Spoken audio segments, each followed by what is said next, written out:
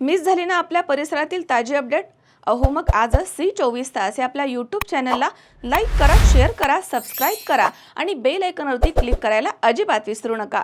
मित्राच्या वैयक्तिक आयुष्यावरती सतत चिडवणूक केल्याचा राग मनामध्ये धरून एका तरुणानं आपल्या मित्राचा कोयत्यानं खून केल्याची धक्कादायक घटना चुंचाळे शिवारामधील नवनाथ नगर घरकुल परिसरामध्ये शनिवारी 18 एप्रिल रोजी रात्री घडली आहे. या प्रकरणी MIDC पोलिसांनी अवघ्या अर्ध्या तासात 2 संशयितांना अटक केली आहे.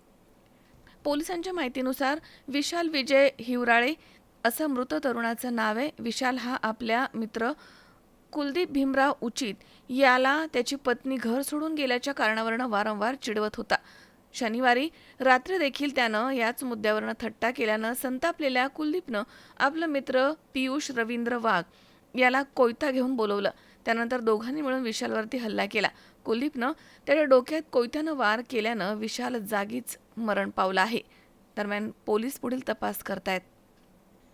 किरण आहेर, C24 तास, नाशिक.